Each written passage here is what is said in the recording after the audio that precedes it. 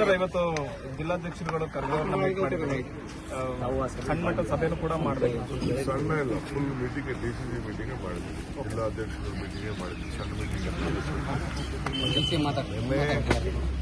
ರಾಹುಲ್ ಗಾಂಧಿ ಅವರು, ಮಲ್ಲಿಕಾರ್ಜುನ ಖರ್ಗೆ ಸಾಹೇಬರು, general secretary ಎಲ್ಲ ಸೇರಿ ಎಲ್ಲ ಜಿಲ್ಲಾಧ್ಯಕ್ಷಗಳನ್ನೆಲ್ಲ ಕರೆಸಿದ್ರು. ಜಿಲ್ಲಾ ಅಧ್ಯಕ್ಷರಿಗೆ ಒಂದು ಪ್ರೋಗ್ರಾಮ್ ಕೊಟ್ಟಿದ್ದಾರೆ.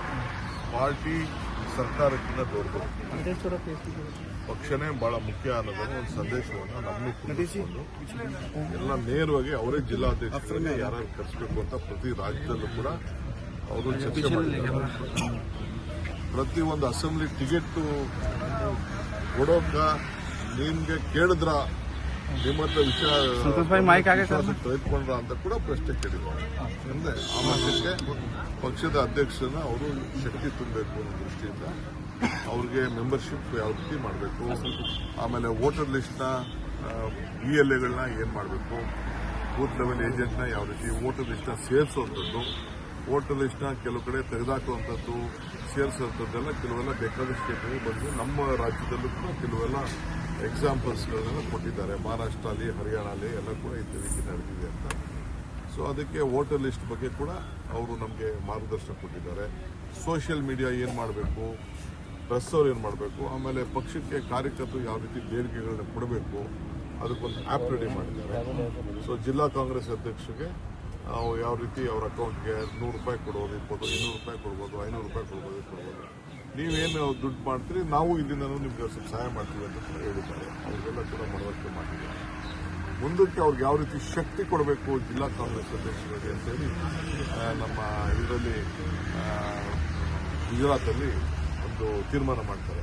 ವರ್ಕಿಂಗ್ ಕಮಿಟಿ ಮೀಟಿಂಗ್ ಇದೆ, ಇವರ ಅಭಿಪ್ರಾಯ ಎಲ್ಲ ತಗೊಂಡಿದ್ದಾರೆ, ಎಲ್ಲರ ಅಭಿಪ್ರಾಯ. ಅದಾದಮೇಲೆ ಅಲ್ಲಿ ಅವರು ಘೋಷಣೆ ಮಾಡ್ತಾರೆ DCC ಅಧ್ಯಕ್ಷರು ಏನು ಅಂತ.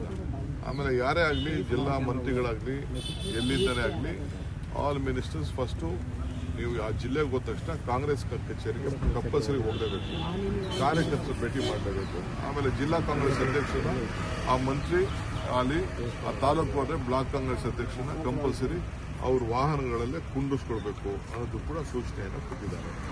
ಸೊ ಇದೆಲ್ಲ ಕೂತ್ಕೊಂಡು ನಾನು ಈಗಾಗಲೇ ಚರ್ಚೆ ಮಾಡಿದ್ದೇನೆ, ಅವ್ರಿಗೆಲ್ಲ ತಿಳಿಸಿದ್ದೇನೆ, ಅವ್ರಿಗೆಲ್ಲ ಧೈರ್ಯ ತುಂಬಿದ್ದೇನೆ.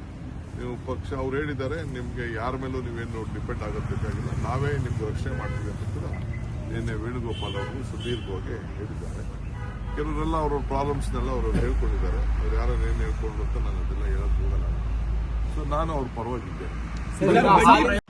ನಮ್ಮ ಇಡೀ ದೇಶದಲ್ಲಿ ರಾಹುಲ್ ಗಾಂಧಿ 3 ಗಂಟೆ ಕೂತಿದ್ರು, ಅವರೇನೆ 3 ಗಂಟೆ ಕೂತ್ಕೊಂಡು ಮಾಡಿದ್ದಾರೆ. ಇನ್ನ 2-3 ಮೀಟಿಂಗ್ ಈ ತರ ಮಾಡ್ತಾ ಇದ್ದಾರೆ. ಅವರು ಕೂತ್ಕೊಂಡು ಒಟ್ಟು 4 ಗಂಟೆ ಮೀಟಿಂಗ್ ನಡೀತು. ಸೊ 3 ಗಂಟೆ ಅಧ್ಯಕ್ಷರು ರಾಹುಲ್ ಗಾಂಧಿನೇ ಕೂತ್ಕೊಂಡು ಮಾಡಿದ್ರು. ಆಮೇಲೆ 1 ಗಂಟೆ ಪ್ರೆಸೆಂಟೇಷನ್. ಅಧಿಕಾರ ಇರುವ ರಾಜ್ಯಗಳಲ್ಲಿ ಇದು ನಿಮಗೆ ಸುಲಭವಾಗಿ ಆಯೋಗವನ್ನ ಅಧಿಕಾರ ಇರಲಿ, ಅಧಿಕಾರ ರಾಜ್ಯಗಳಲ್ಲಿ ಎಲ್ಲಾ ರಾಜ್ಯದಲ್ಲೂ ಪಕ್ಷ ಏನ್ ಹೇಳ್ತದೆ ಕೇಳಲೇಬೇಕು, ನಾನು ಕೇಳಬೇಕು, ಎಲ್ಲರೂ. ಕುಮಾರಸ್ವಾಮಿ ಟ್ವೀಟ್ ಮಾಡಿದ್ರೆ ಇದು ಈಸ್ಟ್ ಇಂಡಿಯಾ ಕಂಪನಿ ಸರ್ಕಾರ ಅಂತ. ಕುಮಾರಸ್ವಾಮಿ ಯಾರು ಹೇಳಿ, ಇನ್ನೊಬ್ರು ಏನ ಹೇಳಿ, ರೈತರು ಬದುಕಬೇಕಲ್ಲ. ಕುಮಾರಸ್ವಾಮಿ ಹೇಳ್ಬಿಟ್ಟು ಫೀಡಿನ ಬೆಲೆ ಕಡಿಮೆ ಮಾಡಿಸ್ಲಿ, GST ಕಡಿಮೆ ಮಾಡಿಸ್ಲಿ, ಟ್ಯಾಕ್ಸ್ ಕಡಿಮೆ ಮಾಡಿಸ್ಲಿ, ಪೆಟ್ರೋಲ್ ಡೀಸೆಲ್ ಬೆಲೆ ಕಡಿಮೆ ಮಾಡಿಸ್ಲಿ, ಫೀಡ್ ಬೆಲೆನೂ ಕಡಿಮೆ ಆಯ್ತದೆ. ರೈತ ಬದುಕಬೇಕಲ್ಲ. ಅಲ್ಲ ಸರ್, ಬೆಲೆ ಏರಿಕೆ ಆಗುತ್ತೆ, ಆ ದುಡ್ಡು ರೈತರಿಗೆ ಹೋಗಲ್ಲ, ಸರ್ಕಾರ. ಯಾರು ಯಾವ ಸರ್ಕಾರ? ಅವ್ರಿಗೆ ಕುಮಾರಸ್ವಾಮಿಗೆ ಹಂಗಾರೆ ಈ ಹಾಲಿನ ವ್ಯವಸ್ಥೆ ಇದೇ ಗೊತ್ತಿಲ್ಲ. ಅವ್ರ ತಮ್ಮನ್ ಕೇಳಿ ನೋಡಿ ಗೊತ್ತಾಗ್ತದೆ. ಅವ್ರ ತಮ್ಮನ ಅಣ್ಣ ಅವ್ರ ಅಣ್ಣನ ಕೇಳಿ ನೋಡಿ ಗೊತ್ತಾಗ್ತದೆ ಎಲ್ಲಿ ಸರ್ಕಾರಕ್ಕೆ ಹೋಗ್ತದೆ. ಇದು ಕೋಆಪರೇಟಿವ್ ಇನ್ಸ್ಟಿಟ್ಯೂಷನ್, ರೈತರದ್ದು.